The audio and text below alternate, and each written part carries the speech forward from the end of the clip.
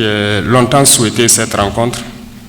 Et comme le ministre le disait si bien, nous avons une vision.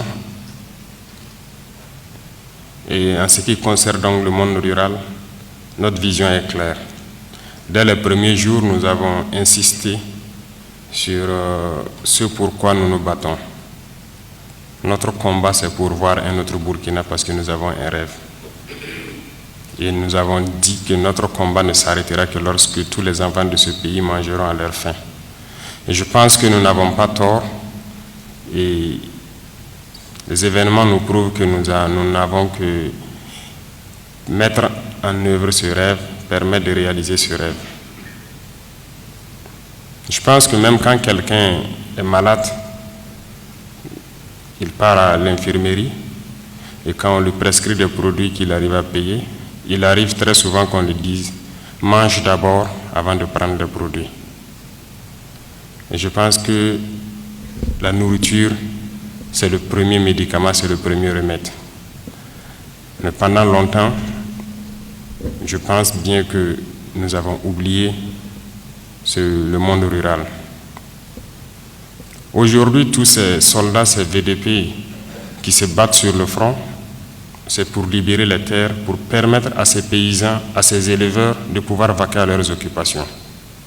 Et c'est encore à travers vous que les commerçants qui rentrent donc dans les fins fonds des villages pour chercher donc les récoltes et ramener vers la ville ont de l'activité aussi. L'insécurité a mis fin à toutes ces activités. Les gens n'arrivent plus à produire. Les éleveurs, leurs bétails sont arrachés de force. Ils abandonnent souvent leur bétail dans la brousse qui devient des animaux semi-sauvages, si je peux dire. Ces commerçants qui venaient donc dans les fins fonds de brousse, ces marchés dans les villages n'ont plus lieu. 90% donc des activités se retrouvent donc ébranlées par cette insécurité.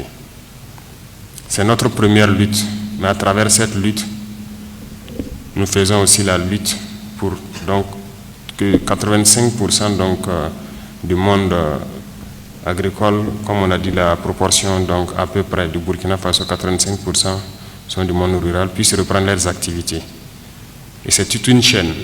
Plus les activités fonctionnent bien dans les fonds des villages, plus les commerçants qui font ces navettes peuvent aussi avoir de l'activité.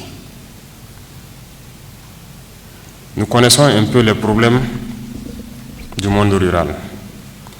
Et de notre position, nous avons appris beaucoup de choses.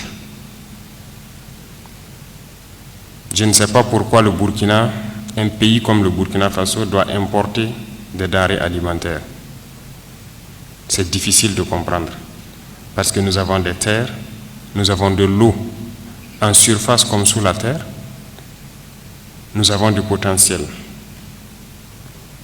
Est-ce que nous sommes suffisamment organisés? Est-ce que le monde rural est suffisamment appuyé pour pouvoir satisfaire cela? Ou est-ce aussi le fait de certains individus qui se plaisent à l'importation au détriment de ce que nous pouvons produire sur place? Il y a beaucoup de questions à se poser.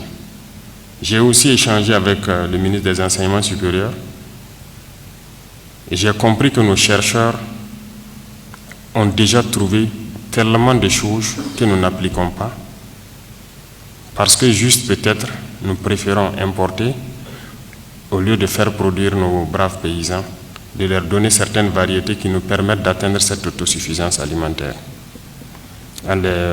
Donc aux partenaires techniques et financiers, nous disons merci, mais nous leur disons encore que l'effort n'est pas juste de soutenir ou d'appuyer, mais je souhaite que l'effort aille au-delà de cela, que lorsque nous n'utilisons pas à bon escient ce qui nous est donné, qu'on ne nous soutienne pas. Nous avons l'impression qu'à chaque fois, il y a de l'argent pour le monde rural. Mais qu'est-ce que nous faisons de cet argent? Est-ce que le monde rural est réellement soutenu? Est-ce que les partenaires arrivent à aller au fin fond pour voir réellement si les gens bénéficient de ce qui leur est donné? Je souhaite que le mécanisme, lorsqu'on nous octroie donc des subventions, des dons ou des prêts qu'on puisse suivre. On va dire qu'on ira au-delà donc d'un certain aspect. Mais pour moi, cette situation ne devait même pas arriver. Il y a des États dans le monde qui font des dons au Burkina, qui n'ont même pas de terre, qui n'ont pas de superficie comme ce que nous avons. C'est le Burkina qui devrait leur faire des dons, pas l'inverse. Que ce soit le volet bétail, que ce soit le volet poisson, nous avons du potentiel en matière de protéines. J'ai échangé avec certains chercheurs et j'ai compris que nous pourrions créer des forêts pour permettre un pâturage plus professionnel.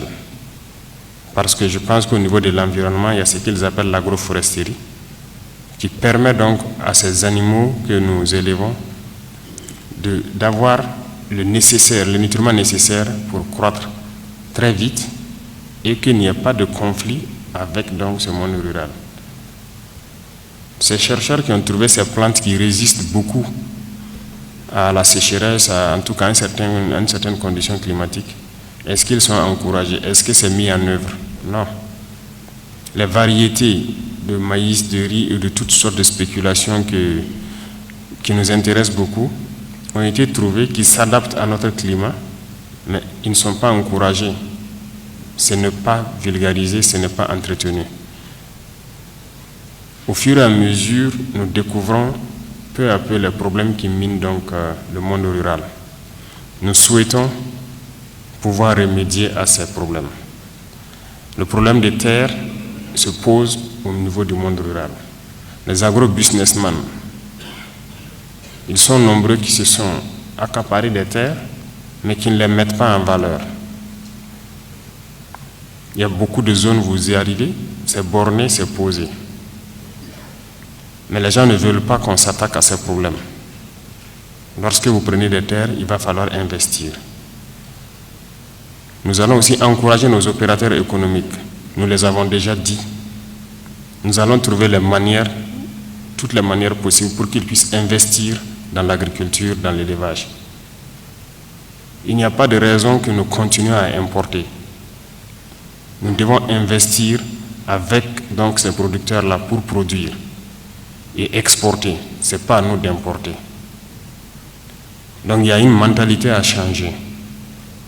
Nous nous battons déjà pour cela.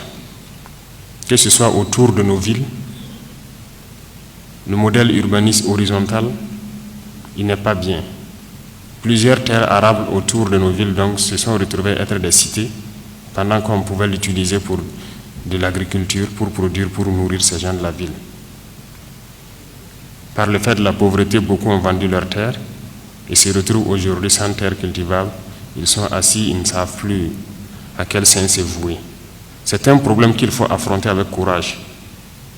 Nous avons commencé à affronter. Il y a certes beaucoup de grincements de dents, comme on aime le dire. Il y aura beaucoup de manipulations, mais nous sommes là pour une mission. Nous allons accomplir la mission. C'est tout ce qu'il nous reste à faire. Lorsque nous sommes passés à l'université, nous avons compris beaucoup de choses.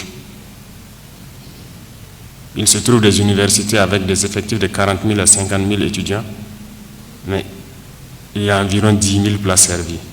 Les autres, qu'est-ce qu'ils font? Pendant que nous pouvons produire et les permettre de se nourrir et d'étudier correctement. Parce que c'est de là-bas que viennent ces chercheurs qui trouvent chaque fois des variétés qui puissent permettre de s'adapter aux aléas climatiques que nous connaissons souvent.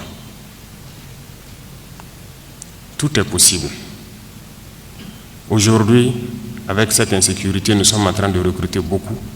Nous continuerons de recruter autant qu'il faut pour faire face. Mais je le disais tantôt, à un moment donné, l'armée aussi fera partie donc, de ce monde rural parce que nous aurons une armée de production. La guerre va forcément baisser les températures parce que s'il faut 1 million d'hommes, nous recruterons cela.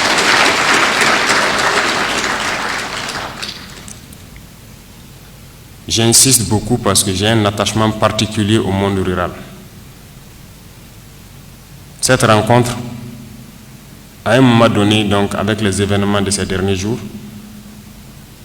nous avions eu entre-temps l'idée de suspendre pour nous concentrer sur un certain nombre de choses, mais c'est nécessaire. C'est nécessaire qu'on se voit, qu'on se parle et que le monde rural comprenne aussi notre vision. Moi, je ne peux que vous encourager, vous féliciter pour tout ce que vous faites, malgré toutes les conditions difficiles. Et vous encourager et donner notre parole que nous ferons tout ce qui est en notre pouvoir pour pouvoir booster toutes vos activités et permettre de reprendre donc cette vie heureuse que nous connaissons à travers les villages jusque dans les villes. Nous n'allons pas nous attarder sur l'introduction. Je vais plus écouter vos préoccupations majeures et voir donc dans quelle mesure nous pourrons apporter une réponse conséquente donc dans les mois à venir pour pouvoir satisfaire donc vos besoins en matière de production. Merci beaucoup.